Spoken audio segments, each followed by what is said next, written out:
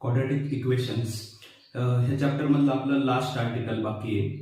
त्या आर्टिकलचं नाव आहे application of quadratic equation. Last लेक्चरमध्ये आपण हे आर्टिकल स्टार्ट पण केलं, ऍप्लिकेशन ऑफ क्वाड्रॅटिक इक्वेशन्स, आणि त्याच्यामध्ये आपण दोन एक्झाम्पल सॉल्व्ह केले.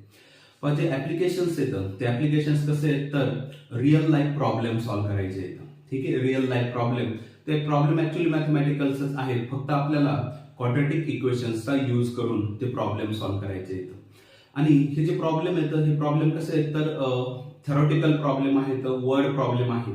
हे प्रॉब्लेम सॉल्व्ह करण्यासाठी सर्वात इम्पॉर्टंट गोष्ट आहे प्रॉब्लेमचं रिडिंग, केअरफुली रिडिंग.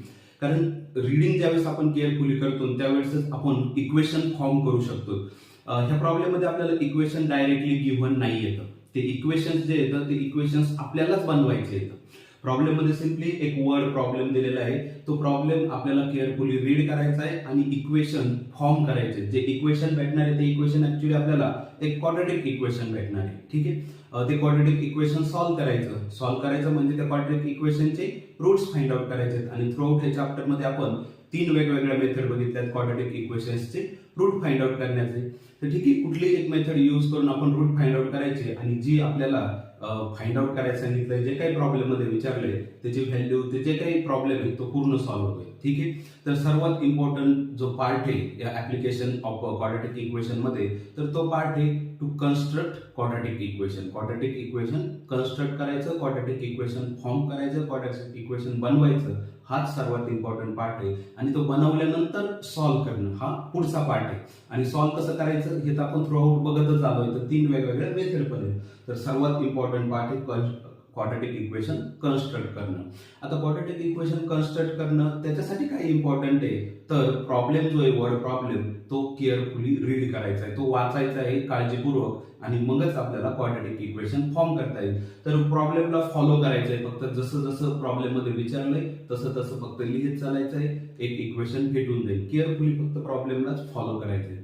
तर ठीक आहे, आजच्या लेक्चर मधला आपला जो फर्स्ट रिअल लाईफ प्रॉब्लेम आहे तो आपण सॉल्व्ह करणार आहे. आता प्रॉब्लेम रीडिंग हेच एक स्किल आहे याच्यामध्ये. ठीक आहे, आणि स्वतःच एक स्किल आहे रीडिंग, आपल्या आप एक मोठी गोष्ट आहे ती. तर ठीक आहे, हा प्रॉब्लेम मी रीड करतोय. सुयश, आता हे एक नाव आहे, एका मुलाचं नाव आहे सुयश. सुयशने काय केलंय, स्कोर केलाय 10 marks more in the second test than in the first test. ठीक आहे, आता सुयश नावाचा एक मुलगा आहे. इथपर्यंत पार्ट एक फुल स्टॉप आहे, एवढा पार्ट अगोदर रीड करायचा आहे. बाकीचा जो पार्ट आहे तो आपण नंतर रीड करू, पण फक्त एवढा पार्ट जो आहे तो केअरफुली रीड करून त्याच्यामधून काय आपल्याला बोध होतोय तो बघायचा आहे. सुयश नावाचा एक मुलगा आहे, त्याने काय केलं, स्कोर केलाय 10 marks more in the second test than in the first test. म्हणजे त्यांनी 2 टेस्ट दिल्या. ठीक आहे, 2 टेस्ट दिल्या म्हणजे 2 परीक्षा दिल्या. ठीक आहे, आणि त्यांनी काय केलं तर सेकंड जी टेस्ट आहे, दुसरी जी परीक्षा आहे, त्या दुसऱ्या परीक्षेमध्ये काय केलं तर 10 मार्क जास्त घेतलेत. आणि कशापेक्षा जास्त घेतलेत than in the first test. पहिल्या टेस्टमध्ये जितके मार्क्स मिळाले त्याच्यापेक्षा 10 मार्क्स जास्त घेतले तर दुसऱ्या एक्झाम मध्ये. ठीक आहे, दुसरी टेस्ट 2 टेस्ट दिल्या, पहिल्या टेस्ट मध्ये किती मार्क्स मिळाले ते ऍक्च्युअली आपल्याला माहित नाहीये, ते तर आपल्याला अजून करावं लागणार आहे. पहिल्या टेस्ट मध्ये X मार्क मिळाले, मग दुसऱ्या टेस्ट मध्ये काय झालं तर त्याच्यापेक्षा 10 मार्क जास्त मिळाले. पहिल्या टेस्ट मध्ये जितके मिळाले त्याच्यापेक्षा जास्त मार्क्स दुसऱ्या 10 मार्क दुसऱ्या टेस्ट मध्ये जास्त मिळाले. हा आहे पहिल्या लाईनचा मिनिंग. ठीक आहे, सुयश नावाचा मुलगा 2 टेस्ट दिल्या, पहिल्या टेस्ट मध्ये जितके मार्क्स मिळाले त्याच्यापेक्षा 10 मार्क्स दुसऱ्या टेस्ट मध्ये जास्त मिळाले. ठीक आहे, आता नेक्स्ट पार्ट 5 टाइम्स. 5 टाइम्स म्हणजे काय करायचंय, 5 ने गुणायचंय. 5 टाइम्स म्हणजे 5 ने गुणायचंय. तर कशाला, स्कोर ऑफ सेकंड टेस्ट, दुसऱ्या टेस्ट मध्ये जितका स्कोर मिळाला, जितके मार्क्स मिळाले, स्कोर्स म्हणजे आपण मार्क्स म्हणतो, स्कोर आणि मार्क्स सेमच येतं. तर 5 times the score of second test म्हणजे दुसऱ्या टेस्ट मध्ये जितके मार्क्स मिळाले त्याला 5 न गुणायचं. आणि तो जो गुणाकार असेल तो काय असेल, इज सेम, तो इक्वल आहे, सेम आहे, कशाच्या, is same as the square of the score in the first test. तर पहिल्या टेस्टचा जो स्कोर आहे, पहिल्या टेस्टचे जे मार्क्स येतात त्याचा स्क्वेअर करायचा, त्याचा वर्ग करायचा. ठीक आहे, पहिल्या टेस्ट मध्ये जे मार्क्स येतात त्याचा वर्ग करायचा. म्हणजे सपोज पहिल्या टेस्ट मध्ये X मार्क्स असतील. ठीक आहे, पहिल्या टेस्ट मध्ये X मार्क्स असतील, तर ही जी सेकंड लाईन आहे ती सेकंड लाईन काय सांगते, तर दुसऱ्या टेस्टमध्ये मार्क्स किती असते, मग पहिल्या लाईनवरून आपण दुसऱ्या टेस्टचे मार्क्स सांगू शकतोय. पहिल्या टेस्टमध्ये जर x मार्क्स असतील तर दुसऱ्या टेस्टमध्ये x + 10 मार्क्स असतील, कारण दुसऱ्या टेस्टमध्ये त्यांनी 10 मार्क्स जास्त घेतले. ठीक आहे. आता हे झाले पहिल्या टेस्ट मधले मार्क्स, हे झाले दुसऱ्या टेस्ट मधले मार्क्स. आता सेकंड लाईन काय सांगते, तर 5 times the score of the second test, म्हणजे याला मल्टिप्लाय करायचं 5 टाइम्स. तर 5 टाइम्स म्हणजे 5 ने गुणायचंय कशाला, the score in the second test याला, आणि हा जो गुणाकार असेल तो इक्वल आहे कशाच्या, is same as the square of the score in the first test. तर पहिल्या टेस्ट मधला जो स्कोर आहे त्याचा स्क्वेअर, आणि त्याचा स्क्वेअर म्हणजे त्याचा वर्ग. ऍक्च्युली हे दुसरं इक्वेशन दुसऱ्या लाईन वरून असं इक्वेशन आपल्याला भेटणार आहे. पहिल्या सेकंड टेस्टचा जो स्कोर आहे त्याचा 5 टाइम्स, सेकंड टेस्टचा स्कोर त्याचा 5 टाइम्स, म्हणजे त्याला 5 ने गुणायचं, आणि तो गुणाकार इक्वल असणार आहे कशाच्या, the square of score in the first test. पहिल्या टेस्ट मधला जो स्कोर आहे, पहिल्या टेस्ट मधले जे मार्क्स आहेत त्याच्या वर्गाच्या बरोबर असणार आहे. हे ऍक्च्युली इक्वेशन भेटणार आहे, आणि हेच एक क्वाड्रॅटिक इक्वेशन आहे, तेच आपल्याला सॉल्व्ह करायचं आहे. ऍक्च्युली आपण अझम्पशन करू, आणि एक्स काय आहे, तर x is a scored in the first test, एवढंच फक्त आपलं अझम्पशन राहणार आहे. बाकी तर आपल्याला इक्वेशन्स भेटणार आहे. तर ठीक आहे, आपण हा प्रॉब्लेम सॉल्व्ह करू. तर काहीतरी अझम्पशन पाहिजे नाही, काहीतरी आपल्याला ऍज्युम करायचंय. तर मी काय ऍज्युम करतोय, ऍज्युम दॅट लेट, हा एक वर्ड यूज करायचंय, फक्त मानायचंय. ठीक आहे, समजायचंय. तर मी काय म्हणतोय, लेट एक्स बी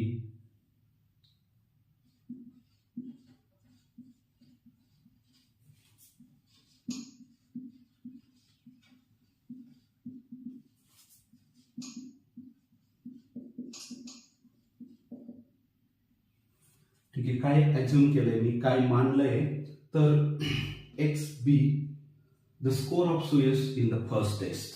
ठीक आहे, पहिल्या टेस्टमध्ये सुयशला जितके मार्क्स मिळाले त्याला मी एक्स म्हणले. मग हा एक्स काय आहे, सुयशचे मार्क्स येतं, आणि कसे, तर पहिल्या टेस्टमध्ये जेवढे मार्क्स मिळाले त्याला मी एक्स म्हणलंय. तर एक्स काय आहे, सुयशचे पहिल्या टेस्ट मधले मार्क्स येतं. ठीक आहे, x be the score of Suyash, सुयशचे स्कोर, स्कोर म्हणजे मार्क्स, सुयशचे मार्क्स पहिल्या टेस्ट मधले. एक्स काय आहे, मग सुयशचे मार्क्स येतात कशामधले, पहिल्या टेस्ट मधले. तर ह्या कंडिशन वरून देअरफॉर पहिली जी कंडिशन आहे त्याच्यामध्ये काय सांगितलंय, सुयशला दुसऱ्या टेस्ट मध्ये तर 10 मार्क्स जास्त भेटले पहिल्या टेस्ट पेक्षा. तर मग दुसऱ्या टेस्ट मध्ये किती मार्क्स भेटले, देअरफॉर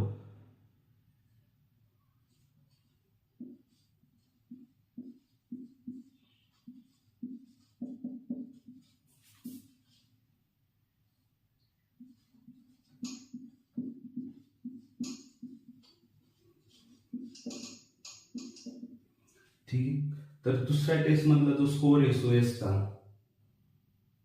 तो काय असणार आहे, x + 10 असणार आहे. पहिल्या टेस्ट मध्ये x मार्क्स, दुसऱ्या टेस्ट मध्ये 10 मार्क्स जास्त, म्हणजे x + 10 marks in the second test. ठीक आहे.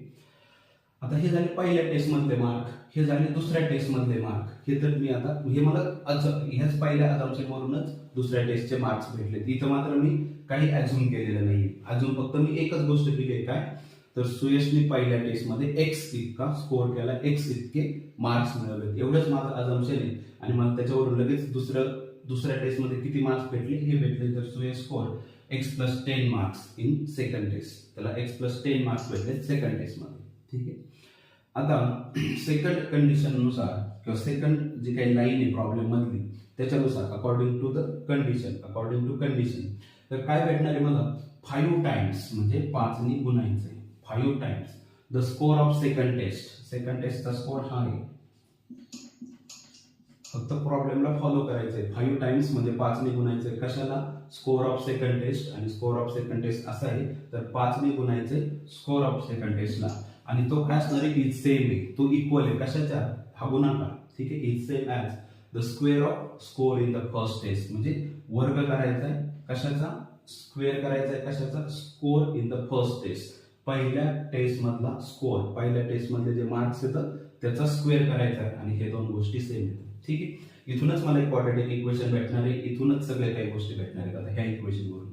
ठीक आहे, मी फक्त याला सॉल्व्ह करतोय. 5 into this ब्रॅकेट, तर 5 ने ब्रॅकेटला मल्टिप्लाय करायचंय. This is simply 5 into x, 5x plus 5 into 10 50 आणि राईट हँड साईडला आहे एक्स स्क्वेअर.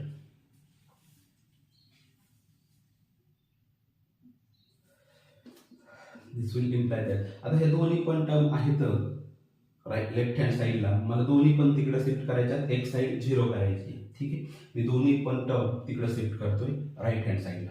मग लेफ्ट हँड साईड तर माझी 0च होऊन जाईल. ठीक आहे, 5x आणि 50 या दोन्ही टर्म लेफ्ट हँड साईडला आहेत, दोन्ही पण शिफ्ट करायच्यात मला राईट हँड साईडला. मग लेफ्ट हँड साईडला काय राहील तर काहीच नाही राहणार, म्हणजे 0 राहील. मग राईट हँड साईडला काय होईल तर हा तर एक्स स्क्वेअर पाहिलाच आहे तिथं ऑलरेडी. आता हा 5x पॉझिटिव्ह होता, तो निगेटिव्ह होईल राईट हँड साईडला. हा 50 पण पॉझिटिव्ह होता, तो पण निगेटिव्ह होईल राईट हँड साईडला. तर इकडे 0 राहील, इकडे एक्स स्क्वेअर अगोदरचाच आणि हे -5x - 50 हे भेटेल मला राईट हँड साईडला. म्हणजेच आता जर बघितलं तर हे काय आहे, ते क्वाड्रॅटिक इक्वेशन आहे. एक्स स्क्वेअर -5x - 50 = 0 हे आहे एक क्वाड्रॅटिक इक्वेशन. आता मला काय करायचंय, मग हे क्वाड्रॅटिक इक्वेशन सॉल्व्ह करायचंय. म्हणजेच एक्सच्या व्हॅल्यूज फाइंड आउट करायच्या. आणि एक्सच्या इथं 2 व्हॅल्यू येत असतात, कुठल्याही क्वाड्रॅटिक इक्वेशनला 2 रूट असतात, एक्सच्या 2 व्हॅल्यू भेटणार आहेत.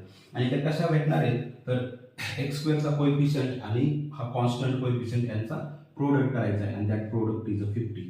सो -50. ठीक आहे, हा एक्स स्क्वेअरचा कोएफिशियंट 1 आणि हा कॉन्स्टंट नंबर, या दोन्हीचा प्रोडक्ट 1 आणि -50 यांचा प्रोडक्ट आहे -50. आता काय करायचंय, 2 नंबर फाइंड आउट करायचे. ठीक आहे, 2 नंबर फाइंड आउट करायचे ज्यांचा प्रोडक्ट -50 येईल, आणि ऍडिशन जर केली तर हा मधला नंबर एक्सचा कोएफिशियंट म्हणजे -5. मग असे कुठले 2 नंबर येतात ज्यांचा प्रोडक्ट केला, ज्यांचा गुणाकार केला तर -50 येईल, आणि त्याच 2 नंबरची जर ऍडिशन केली तर -5 येईल. आणि ते 2 नंबर दोन्हीपैकी एक नंबर निगेटिव्ह असणारे मला हे तर दिसतंय. ठीक आहे, 10 आणि 5 तर दिसतंय. या दोन्हीचा नंबर केला तर प्रोडक्ट केला तर 50 येईल, पण मला निगेटिव्ह 50 पाहिजे, म्हणजे दोन्हीपैकी कुठला तरी एक नंबर मला निगेटिव्ह पाहिजे. ठीक आहे, आणि जर दोन्हीची ऍडिशन केली, ठीक आहे, दोन्हीची जर ऍडिशन केली तर तो पण मला -5 पाहिजे. मग आता बघा, -10 आणि 5 या दोन्हीचा प्रोडक्ट तर -50 येतोय. ठीक आहे, आणि दोन्हीची जर ऍडिशन केली -10 आणि 5 तर ही ऍडिशन मात्र -5 येते. ठीक आहे, ऍडिशन -5 येते. आणि हेच 2 नंबर आपल्याला, असेच 2 नंबर पाहिजे होते. तर पहा मग 0 = हा तर x square as it is. ठीक आहे, x square as it is. हाच फक्त -5x जो आहे तो मला ह्या 2 नंबरच्या मदतीनं स्प्लिट करायचा आहे फक्त. आणि कसा तर -10 जो आहे तो -10x आणि +5 जो आहे तर तो +5x आणि -50 ॲज इट इज. फक्त मग काय केलं, हा 0 ॲज इट इज, हा -50 as it is, x square as it is. तर हा जो -5x आहे त्यालाच फक्त 2 नंबरच्या फॉर्म मध्ये लिहिले स्प्लिट करून, आणि ते 2 नंबर मात्र इथून घेतले त्या 2 नंबरच्या मदतीने. ठीक आहे, -10x + 5x. तर -10x + 5x केलं तर -5xच भेटेल. पण याचा यूज काय होतोय मला पुढे जाऊन, तर दिस इज 0 = हे तर इकडे 0च राहणार आहे. या 2 टर्म मध्ये x कॉमन आहे. ठीक आहे, या 2 टर्म मध्ये x कॉमन आहे. एक्स स्क्वेअर आहे, 10x आहे. एक्स स्क्वेअर मधला x कॉमन घेतला, इथं बाकी राहिला x, आणि 10x मधला x कॉमन घेतला, इथं बाकी राहिला 10. तर x - 10. आता ह्या दोन्ही टर्म मध्ये मला 5 तर दिसतोय कॉमन. ठीक आहे, +5. ठीक आहे, 5 × x आहे म्हणजे 5 आहे, आणि हा 50 जो आहे तर 50 पण 5 × 10च आहे, तर तिथं पण 5 आहे. तर 5 कॉमन घेतला, इथं बाकी राहिला x आणि मायनस हा 50 मधून 5 × 10 आहे, त्याच्यातला 5 कॉमन घेतला, तिथं बाकी राहिला 10. सो दिस इज 0 = आता जर ह्या 2 टर्म बघितल्या, x × x - 10 आणि 5 × x - 10, या दोन्ही टर्म मध्ये x - 10 कॉमन आहे. ठीक आहे, x - 10 कॉमन आहे, तर x - 10 मी कॉमन घेतला. आता इथल्या टर्म मध्ये बाकी काय राहिलं तर इथल्या टर्म मध्ये x बाकी राहिला, कारण हा x × x - 10 होता, हा तर कॉमन घेतला, इथं फक्त एकच x राहिला. हा x - 10 पण कॉमन घेतला, इथं फक्त 5 राहिला. +5. आता रिमेनिंग पार्ट मी इकडे करतोय सोल्युशन आता जास्त नाही, 2-3 स्टेप मध्येच मला x च्या व्हॅल्यू भेटून जाणार. आता पहा, हा नंबर आणि हा नंबर, ह्या 2 नंबरचा प्रोडक्ट काय आहे 0 आहे. This number × this number, product of this 2 number is 0. आता पहा, जर 2 नंबरचा प्रोडक्ट 0 असेल तर याचा मिनिंग आहे ह्या 2 पैकी एक नंबर 0 आहे. म्हणजेच नेक्स्ट स्टेप मला काय भेटणार याच्यावरून, मी सगळीकडेच इम्प्लाइज द्यायचं आहे. ठीक आहे, याच्यावरून मला काय भेटणार आहे, तर एक तर हा नंबर 0 किंवा हा number 0. Therefore either x minus 10 हा 0 आहे किंवा मग काय x प्लस 5 हा 0 आहे. दोन्हीपैकी एक नंबर 0. एक तर x मायनस 10 हा 0 असेल किंवा मग ऑर हा नंबर x प्लस 5 0 असेल. कारण दोन नंबर त्या दोन्हीचा गुणाकार 0 आहे आणि असं कधी पण दोन नंबरचा गुणाकार जर 0 असेल तर दोन्हीपैकी एक नंबर 0च असतं. अदरवाईज गुणाकार कधी 0 होणार नाही. ठीक आहे. दिस विल इम्प्लाय दॅट, आता सिंपलच आहे, x मायनस 10 जर 0 असेल तर याचा मिनिंग हे x काय आहे 10 आहे. किंवा मग जर x प्लस 5 0 असेल तर याचं मिनिंग हे x काय आहे मायनस 5 आहे. तर ह्याच x च्या दोन व्हॅल्यूज येतात. ठीक आहे. आता x च्या मला दोन व्हॅल्यू भेटल्या आहेत आणि x काय आहे, तर x आहे x be the score of Suyash in first test. x काय आहे, तर सुयशने मिळवलेले मार्क्स आहेत पहिल्या टेस्ट मध्ये. ठीक आहे. एक्स हे सुयशने मिळवलेले मार्क्स आहेत पहिल्या टेस्ट मध्ये. तर पहा आता मार्क्स ही जी गोष्ट आहे ही कधी निगेटिव्ह नाही राहणार. ठीक आहे. मार्क्स ही गोष्ट निगेटिव्ह नाही. कोणाला किती जरी मार्क मिळेल, 0 मार्क्स मिळतील, 2 मार्क्स, 4 मार्क्स, 5 मार्क्स. ठीक आहे. आणि जे कॉम्पिटेटिव्ह एक्झाम आहे त्याच्यामध्ये तर निगेटिव्ह मार्क्स पण भेटू शकतात, कारण रॉंग आन्सरला पण निगेटिव्ह मार्किंग आहे. पण आपला हा जो प्रॉब्लेम नाही, ह्या प्रॉब्लेम मध्ये तसल्या काही गोष्टी नाही येतात अलीकडच्या काळातल्या आलेल्या. तर मार्क्स जे येतं कुठल्याही पण विद्यार्थ्यांचे ते एकतर 0 आहेत, 1 2 3 4. कुठल्याही विद्यार्थ्यांनी मिळवलेले मार्क्स कसे असतात, 0 किंवा 0 पेक्षा मोठे असतात. काहीच नाही लिहिलं एक्झाम मध्ये तर किती मार्क्स मिळणार आहेत, 0 मार्क्स मिळणार आहेत. आणि काही जरी लिहिलं, ठीक आहे, काही जरी लिहिलं, जर चुकीचं लिहिलं तर 0 मार्क्स, बरोबर लिहिलं तर काहीतरी जास्त मार्क भेटणार आहे 0 पेक्षा. म्हणजेच मार्क्स जे असतात ते एकतर 0 असू शकतात किंवा 1 2 3 4 5. निगेटिव्ह तर नसणार आहे. 0 पेक्षा कमी मार्क्स तर मिळणारच नाही. ठीक आहे. 0 पेक्षा कमी मार्क्स मिळणारच नाही. कोरा पेपर दिला 0 मार्क्स, चुकीचं लिहिलं तरी पण 0 मार्क्स आणि बरोबर लिहिलं तर 0 पेक्षा जास्त मार्क. त्यामुळे कुठल्याच केसमध्ये निगेटिव्ह मार्क्स नाही येत, 0 पेक्षा कमी मार्क्स नाही येत. तर ही तर पॉसिबिलिटी नाहीये मार्क्सची. ठीक आहे. अरे हा एक्स काय आहे, तर सुयशचे मार्क्स येतं पहिल्या टेस्ट मध्ये, त्यामुळे हे तर निगेटिव्ह पॉसिबिलिटी नाहीये. तर मग फक्त एकच पॉसिबिलिटी बाकी राहते, तर 10. तर मग सुयशने पहिल्या टेस्ट मध्ये किती मार्क मिळवले, तर 10. Therefore Suyash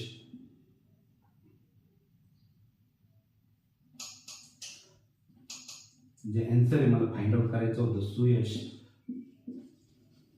scored 10 in first test. हेच आपलं फायनल आन्सर आहे.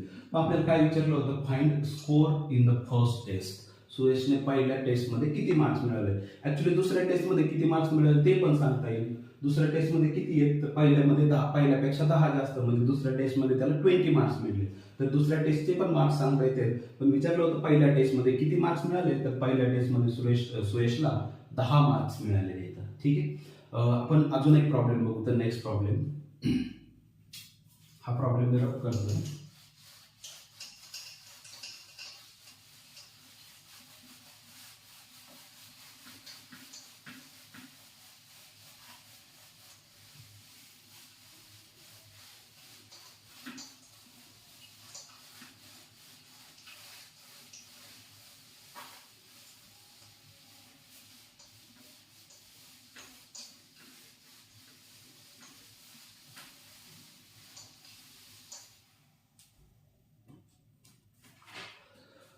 नेक्स्ट जो वर्ड प्रॉब्लेम आहे तुम्ही एकदा इथं लिहून घेतोय.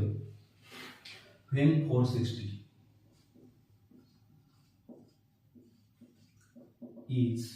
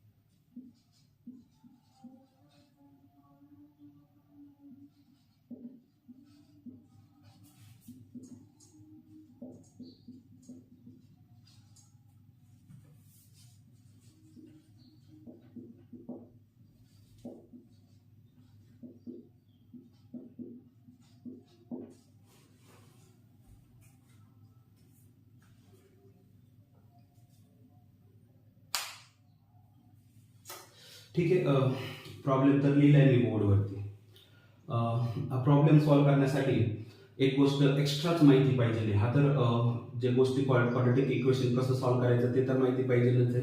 क्वाड्रॅटिक इक्वेशन कसं फॉर्म करायचं ते पण माहिती पाहिजे. पण एक एक्स्ट्रा गोष्ट माहिती पाहिजे. काय तर कुठला एक नंबर असेल इंटिजर्स, त्या नंबरला जर आपण दुसऱ्या कुठल्या तरी नंबरने जर डिव्हाइड केलं तर आपल्याला काहीतरी एक क्वेश्चन भेटते, काहीतरी एक रिमाइंडर भेटत असतं. ठीक आहे. कुठलाही नंबर असेल एक n, त्या नंबरला जर तुम्ही कुठल्या तरी एका नंबर d ना डिव्हाइड केलं तर तुम्हाला एक काय भेटतो क्वेश्चन आणि एक काय भेटत असती रिमाइंडर भेटत असती. आणि त्याच्यामध्ये एक रिलेशन असतं पहा. सपोज हा एक n नॅचरल नंबर आहे किंवा इंटिजर्स. ठीक आहे. तुम्ही जर ह्या नंबरला डिव्हाइड केलं, ठीक आहे, डिव्हाइड केलं कशाने डिव्हाइड केलं तर एका डिव्हायझरने डिव्हाइड केलं. ठीक आहे. कुठला तरी एक नंबरने त्याला डिव्हाइड केलं तर तुम्हाला काय भेटत असतं एक क्वेश्चन भेटतो आणि एक रिमाइंडर भेटतो. ठीक आहे. एक क्वेश्चन भेटतो, एक रिमाइंडर भेटतो आणि ह्या चारही नंबरमध्ये एक रिलेशन असतं. तर हा जो नंबर असतो ज्या नंबरला तुम्ही डिव्हाइड केले तो नंबर इज इक्वल टू काय असतो तर हा divisor into quotient plus remainder असं रिलेशन फॉलो करतं. ठीक आहे. एक नंबर आहे, त्या नंबरला तुम्ही कुठल्या तरी एका नंबरने डिव्हाइड केलं तर डिव्हाइड केल्यानंतर तुम्हाला काय भेटतं एक क्वेश्चन भेटतो, एक रिमाइंडर भेटतो. आणि हे क्वेश्चन रिमाइंडर आणि हा जो n आणि d आहे याच्यामध्ये एक रिलेशन असतं, एक इक्वेशन फॉर्म करतं ते. तर कुठलं तर n is equal to dq plus r आणि ह्या r वरती पण रिस्ट्रिक्शन असतं. हा r एक तर 0 असतो, रिमाइंडर एक तर 0 असतो किंवा मग डिव्हायझर पेक्षा स्ट्रिक्टली छोटा असतं. ठीक आहे. आणि डिव्हायझर पॉझिटिव्ह आहे. बाकी पुढे जाऊन अजून जर हायर मॅथमॅटिक्स बघितलं तर निगेटिव्ह नंबरनी पण डिव्हाइड करतात, निगेटिव्ह नंबरला पण डिव्हाइड करतात. पण इथपर्यंत जो 10th सिलेबस आहे त्याच्यामध्ये ज्या नंबरला आपण डिव्हाइड करतो तो पण पॉझिटिव्ह, ज्याने डिव्हाइड करतो तो पण पॉझिटिव्ह. ठीक. तर मग क्वेश्चन रिमाइंडर बाकी मॉड वगैरे ह्या गोष्टी घेण्याची काही गरज नाहीये. तर एक नंबर त्याला दुसऱ्या कुठल्या तरी नंबरने डिव्हाइड केलं तर आपल्याला काय भेटत असतो एक क्वेश्चन भेटतो, एक रिमाइंडर भेटतो आणि त्याच्यामध्ये एक रिलेशन असतं. आणि फॉर एक्झाम्पल जर बघायचं असेल तर सपोज एक नंबर आहे 15. ठीक आहे. n इज 15 आणि मी काय केलं आता ह्या नंबरला डिव्हाइड केलं 6 ना. ठीक आहे. 15 हा नंबर आहे त्याला मी डिव्हाइड केलं 6 ना. आता मला काय भेटणार काहीतरी एक क्वेश्चन भेटणार, काहीतरी एक रिमाइंडर भेटणार. आता हा 6 या 15 ला टोटली पूर्ण डिव्हाइड करतच नाहीये तर मग क्वेश्चन जो भेटल, ठीक आहे, क्वेश्चन काहीतरी एक भेटणार आहे. क्वेश्चन जो भेटल 6 ना जर मी 15 ला डिव्हाइड केलं तर 6 1 जा 6, 6 2 जा 12 आणि 6 3 जा तर 18 होतंय. तर मग क्वेश्चन 6 3 जा तर याच्यापेक्षा मोठा होतोय तर क्वेश्चन जो आहे तो 2 आहे. ठीक आहे. 2 नी भाग जाणार आहे आणि बाकी किती राहणार आहे तर 2 नी भाग केलं तर 6 2 जा 12 होत आहे आणि रिमेनिंग जो बाकी राहणार आहे तर 15 मायनस 12 इज अ रिमाइंडर 3 राहणार आहे. ठीक आहे. तर हा झाला तुमचा n इज इक्वल टू ज्याला तुम्ही डिवाइड केलं तो हा झाला डिव्हायझर d. ठीक आहे. n ह्या नंबरला डिव्हाइड केलंय कोणी डिव्हायझर d ना तर क्वेश्चन भेटला 2, रिमाइंडर भेटला 3. म्हणजे कुठल्याही नंबरला कुठल्याही एका नंबरने डिवाइड जर केलं तर एक क्वेश्चन भेटत असतो, एक रिमाइंडर भेटत असतो आणि पूर्ण जर भाग गेला तर रिमाइंडर 0 असतो. म्हणजे इथं जर मी 18 घेतला असता तर 6 डिवाइड बाय 18 क्वेश्चन भेटला असता 3, रिमाइंडर भेटला असता 0. आता हे जे आहे हे नंबर, हा डिवायझर, हा क्वेश्चन, हा रिमाइंडर हे सगळे मिळून एक रिलेशन फॉर्म करतात आणि ते रिलेशन असेल n is equal to d into q plus r. n तुमचा पहा इथं आहे 15 is equal to d into q म्हणजे 6 इंटू 2 असं असतं आणि प्लस r आणि r इज 3. ठीक आहे. n इज इक्वल टू म्हणजे 15 is equal to d into q म्हणजे 6 इंटू 2 d इंटू q आणि प्लस r म्हणजे रिमाइंडर. आणि हे बघितलं तर हे इक्वेशन व्हेरीफाय होणार आहे. 15 equal to 6 into 2 is 12, 12 plus 3 is 15. ठीक आहे. आणि प्रत्येक वेळेस सॅटिस्फाय होत असतं, प्रत्येक वेळेस असं होतं. ठीक आहे. कुठलाही नंबर तुम्ही त्याला कुठल्याही एका दुसऱ्या नंबरने डिवाइड करा, number in the sense integer natural नंबरच. ठीक आहे. कुठलाही नंबर नॅचरल नंबर त्याला कुठलाही नॅचरल नंबरने डिवाइड करा म्हणजे 1 2 3 4 पेक्षा मोठे नंबर्स. ठीक आहे. कुठलाही नंबर घ्या त्याला कुठल्याही नंबरने डिवाइड करा तर एक काय भेटत असतो क्वेश्चन, एक काय भेटत असतो रिमाइंडर. आणि क्वेश्चन, रिमाइंडर, डिव्हायझर याच्यामध्ये एक रिलेशन असतं आणि ते काय असतं तर n is equal to d into q plus r. ठीक आहे. ही एक गोष्ट एक्स्ट्रा माहिती पाहिजे नाही. आणि आता हा प्रॉब्लेम आपल्याला सॉल्व्ह करता येईल.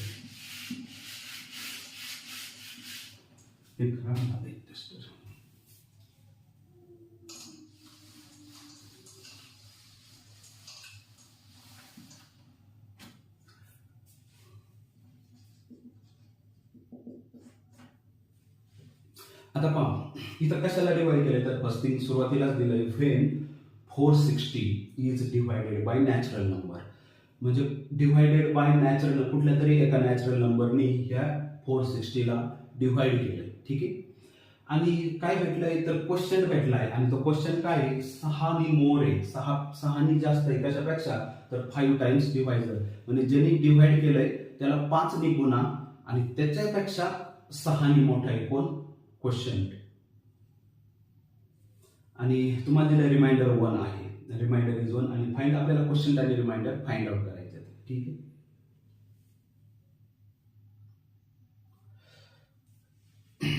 तर मी जे क्वेश्चन आहे त्याला क्यू मानणार आहे, रिमाइंडर आहे त्याला सॉरी डिवायझर आहे त्याला मी डी मानणार आहे. Let Q be a question and D is a divisor. आता हा क्वेश्चन कधी तर Q is a क्वेश्चन, ठीक आहे, and D is a divisor. तर मी ठीक आहे R ला पण रिमाइंडर म्हणतो. Q is a question, D is a divisor and R is a reminder.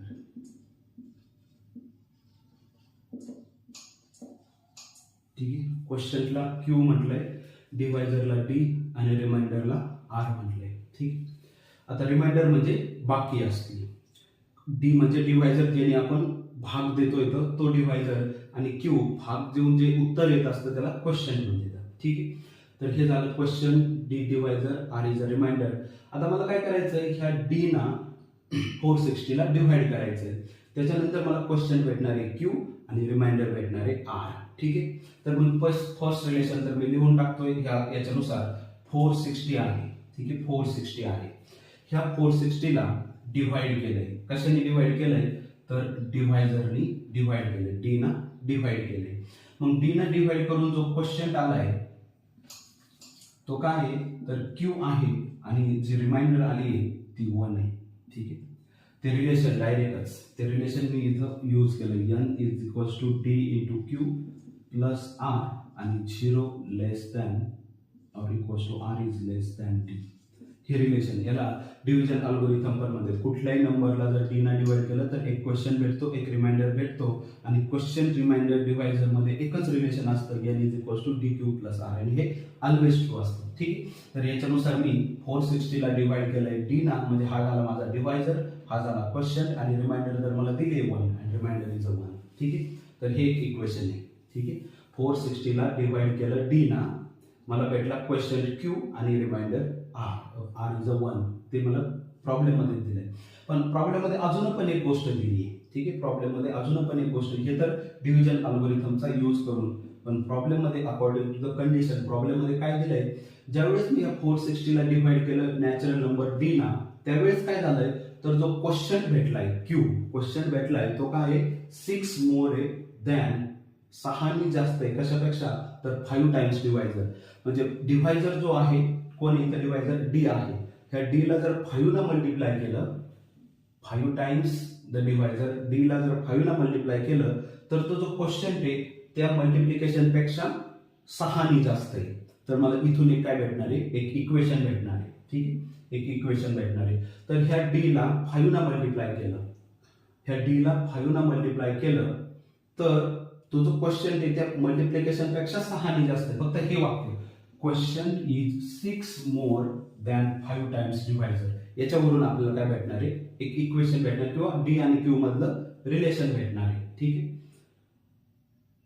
Question जो आहे तो काय आहे 6 ने जास्त आहे आणि कशापेक्षा 6 ने जास्त आहे तर 5 टाइम्स डिवायझर, डिवायझरला 5 ने मल्टिप्लाय केलं तर त्या मल्टिप्लिकेशन पेक्षा पण 6 ने जास्त आहे. तर मग रिलेशन काय भेटेल मला, हा जो क्वेश्चन आहे तो काय आहे, क्वेश्चन जो तो काय आहे तर ह्या डिवायझरला 5 ना मल्टिप्लाय केलं तर ह्या मल्टिप्लिकेशन मध्ये तुम्हाला 6 ऍड करावं लागतील, त्यावेळेस क्वेश्चन भेटणार आहे. Question is 5 times more than the divisor, 5 times more than divisor.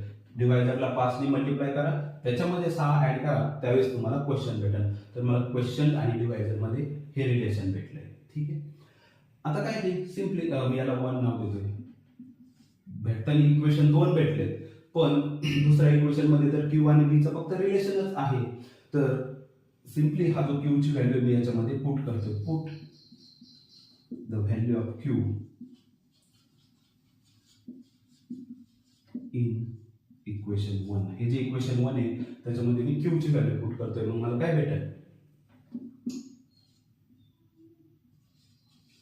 तर लेफ्ट हँड साइडला तर 460 आहे, 460 is equals to D into Q. D तर ॲज इट इजच मी तसाच यूज करणार आहे, डी फक्त क्यू ची व्हॅल्यू पुट करणार आहे. क्यू ची व्हॅल्यू काय आहे, तर 5d प्लस 6 आहे आणि पुढचा 1 ॲज इट इज. तर ह्या इक्वेशन मध्ये 460 as it is equals to असं डी ॲज इट इज, फक्त ह्या क्यू ची व्हॅल्यू मी पुट केली 5d प्लस 6 आणि पुढचा प्लस 1 ॲज इट इज. ठीक आहे, आता याला फक्त सिम्प्लिफाय करायचं आहे. This is equals to 460 equals to 5d आणि हा म्हणजे हा d या पूर्ण ब्रॅकेटला multiply, so d into 5d is a 5d square. ठीक आहे, d into 5d 5d square plus d into 6 is a 6d आणि पुढचा 1 ॲज इट इज. ठीक आहे,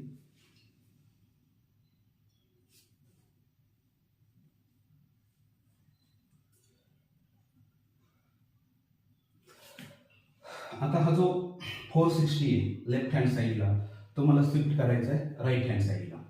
निगेटिव्ह होणार आहे, लेफ्ट हँड साइडला 0 राहील.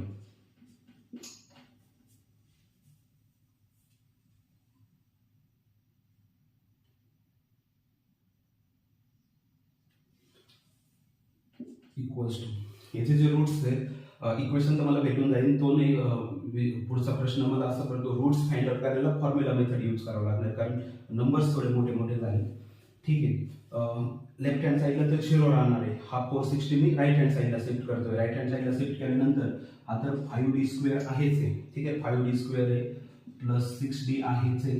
ठीक आहे, आणि हा जो प्लस 1 आहे त्याच्यामधून 460 सबट्रॅक्ट होणार आहे. तर 460 सबट्रॅक्ट होणार आहे कशामधून, 1 मधून. तर निगेटिव्ह मध्ये तर जाणार कारण 1 मधून 460 सबट्रॅक्ट करताय, निगेटिव्हचा आन्सर येणारच आहे. आणि दिस इज सिम्पली 459. तो होणार आहे 459. तर हे जे आहे एक क्वाड्रॅटिक इक्वेशन आहे, 5d square plus 60 minus 459 equals to g. हे काय एक क्वाड्रॅटिक इक्वेशन आहे. आपल्याला याचे रूट्स फाइंड आउट करायचे.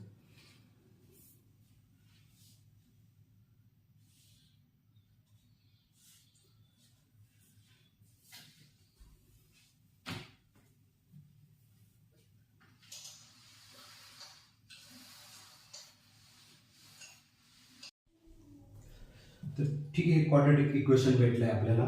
याचे रूट्स फाइंड आउट करायचे. डी भेटेल, डिवायझर भेटल्यानंतर क्वेश्चन पण भेटेल. तर रूट्स मोठे येणार आहेत, फॉर्म्युला मेथड मी यूज करणार आहे. तर याचे रूट्स फाइंड आउट करायचे आहेत मला. रूट्स फाइंड आउट करण्यासाठी बी स्क्वेअर मायनस 4ac हे यूज करावं लागेल. बी कोण आहे, तर बी स्क्वेअर ए बी सी आहे. बी स्क्वेअर मायनस 4ac, तर 6 square minus 4 into A is a 5 आणि C is a 459. So minus 459 C is. ठीक आहे, रूट्स फाइंड आउट करायचे त्या इक्वेशनचे. 0 equals to 5d square plus 6d minus 459. Roots थोडे मोठे आहेत त्यामुळे फॅक्टरायझेशन मेथड मी यूज करणार नाही. रूट्स मोठे मोठे येणार आहेत, नंबर्स पण मोठे येतात. फॉर्म्युला मेथड यूज करतो मी. बी स्क्वेअर मायनस 4ac, बी स्क्वेअर म्हणजे 6 स्क्वेअर मायनस 4a आणि हा सी झाला. ठीक आहे, this is equals to 36 minus 20 into 459. ठीक आहे, मायनस मध्ये कारण 4 इंटू 5 तर 20 होईल. नंतर मी मल्टिप्लिकेशन करतो याचं. दिस इज 36 मायनस, आता सिम्पली 2 नच मल्टिप्लाय करायचं आहे आणि हा फक्त 0 ॲड 20 ना मल्टिप्लाय करणं म्हणजे 2 ना मल्टिप्लाय करा नंतर 0 द्या. सो 2 इंटू 459 एवढंच मल्टिप्लिकेशन करायचं आहे आणि तो निगेटिव्ह मध्ये राहणार आहे. ठीक आहे, कारण हा तर मायनस इथलाच आहे, 20 इंटू निगेटिव्ह ऑफ दिस. तर 0 फक्त ऍड करायचं आहे, 2 नाच मल्टिप्लाय करायचं आहे. 2 9 जा 8, 18, 8 कॅरी 1, 2 5 जा 10 आणि 10 प्लस 1 11 कॅरी 1 आणि 4 into 8 is a 4 into 2 is a 8 आणि 8 मध्ये 1 कॅरी करायचं आहे 9 आणि 1 0 नंतर ऍड करायचं आहे. ठीक, बिकॉज मी फक्त 2 ना मल्टिप्लाय केलं, 0 तर नंतर 20 ना मल्टिप्लाय करायचं त्यामुळे 0 मी नंतर ऍडजस्ट करतोय. 2 इंटू 9 18, 18चा 8 घेतला कॅरी 1, 2 इंटू 5 10, 10 प्लस 1 कॅरी 11, 1 लिहिला 1 परत कॅरी 4 इंटू 2 इंटू 4 इज 8. 8 मधला 1 जो कॅरी होतो तो 9 झाला आणि निगेटिव्हमध्ये तर राहणारच होता पण नंतरचा 0 ॲडजस्ट केला आहे. ठीक आहे, मोठा नंबर आला आहे फक्त. आता 36 मधून सबट्रॅक्ट करायचे काय निगेटिव्ह, म्हणजेच 36 मध्ये ॲड करायचे कोण 9180. ठीक आहे, हे ॲड करायचे आणि हे ॲडिशन काय होणार आहे आता 6 ॲडिशनच करायचे, फक्त सोपे ॲडिशन आहे. 36 मध्ये 80 ॲड करायचे, बाकी तर काय होणारच नाही तो. ठीक आहे, 36 आणि 80 एवढीच ॲडिशन करायची, बाकी तर पुढं इझीच होणार. 6 आणि 0 6 होऊन जाणार आहे. 3 आणि 8 11. ठीक आहे, 1 कॅरी आणि दिस इज 2 9. ठीक आहे, 9216. This is b square minus 4ac. 180 आणि 36 216 होणार आहे आणि हा 9 ॲज इट इज. फक्त एवढंच करायचं होतं आपल्याला. बी स्क्वेअर मायनस 4ac मला भेटलाय 9216 आणि नंतर मला काय करायचं होतं स्क्वेअर रूट घ्यायचं होतं. कशाचं बी स्क्वेअर मायनस 4ac. बी स्क्वेअर मायनस 4ac म्हणजे स्क्वेअर रूट घ्यायचं होतं 9216 आणि याचं स्क्वेअर रूट येणार आहे दिस इज 96. ठीक आहे, हे कसं आलं काय आलं तर 100चा स्क्वेअर 10,000 आहे. 100चा स्क्वेअर 10,000 आहे, त्याच्यापेक्षा तर छोटाच नंबर आहे 9216. ठीक आहे, 9216. 100चा स्क्वेअर तर 10,000 आहे, म्हणजेच याचा जो स्क्वेअर रूट येणार आहे 100पेक्षा कमीच आहे. आणि 100पेक्षा कमी असा नंबर ज्याचा लास्टला पण 6 आहे, कारण ज्याच्या लास्टला 6 आहे, इथं जर 6 बघितलं तर लास्टला एक तर 94 किंवा 96चा तो स्क्वेअर रूट होता, पण 94 पेक्षा मोठा आहे तो 96 मी घेतला, किंवा सिम्पली 96 इंटू 96 करून हा तो थोडा पुढचा पार्ट आहे. आणि हा जो प्रॉब्लेम होता थोडा डिफिकल्टी लेवल जी होती ती जास्तच होती, त्या प्रॉब्लेमला स्टार होता, मग मोठे मोठे नंबर होते, वेगळं अजून एक्स्ट्रा कॅल्क्युलेशन लागत होतं, एक्स्ट्रा नॉलेज पण लागत होतं डिव्हिजन अल्गोरिथमचं. हा प्रॉब्लेम समजला वेल अँड गुड, नाही समजला तर स्किप कर. इतका tough problem me exam point of view जर बघत असले तर तसा येणारा पण नाही. ठीक आहे, एक्झाम मध्ये तर येणारा पण नाही, पण आपण शिकतोय मॅथ तर मग आपण ह्या गोष्टी शिकणार आहेत. बी स्क्वेअर मायनस 4ac याचा स्क्वेअर रूट होतो 96. आता रूट्स घ्यायचे इथं. आता पहा, एक रूट पॉझिटिव्ह येणार आहे, एक रूट निगेटिव्ह येणार आहे. ठीक आहे, एक रूट पॉझिटिव्ह येणार आहे, जो पॉझिटिव्ह रूट आहे तेवढाच मी फाइंड आउट करतोय आणि बीच्या टर्म मध्ये राहणार आहे तो रूट. ठीक आहे, मायनस बी प्लस और minus b square minus 4ac minus 6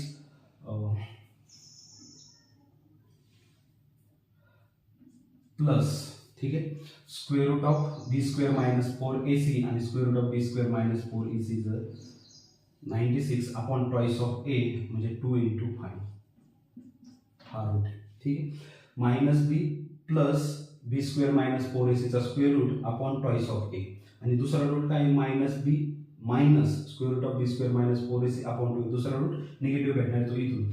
ठीक आहे, तर ह्या फॉर्म्युलानुसार काय होणार आहे 96 मधून 6 सबट्रॅक्ट करायचे, 90 divided by 5 into 2 is 10 and this is equals to simply 9. तर एक रूट भेटलाय 9 आणि तोच रूट लागतोय. दुसरा रूट निगेटिव्ह भेटणार आहे आणि का निगेटिव्ह भेटणार आहे तर मी तो फाइंड आउट पण नाही करत, फक्त जस्ट एक्सप्लेन करतोय दुसरा रूट निगेटिव्ह काय आहे. तर दुसरा रूटचा फॉर्म्युला काय आहे minus B minus square root of B square minus 4ac म्हणजे इथला अपॉन 2a म्हणजे फक्त इथं निगेटिव्ह राहणार आहे. ठीक आहे, minus B minus square root of B square minus 4ac upon 2a. तर मायनस 6 मायनस 96 म्हणजे मायनस 102 डिवायडेड बाय 10. तर दुसरा रूट निगेटिव्ह आहे आणि तो आपल्याला नको पण आहे, तर हाच एक रूट लागत होता आपल्याला. त्यामुळे हा जो आला एक डिव्हायझर आहे. ठीक आहे, डिव्हायझर डी आहे आणि देअरफॉर क्वेश्चन पण मला भेटणार आहे.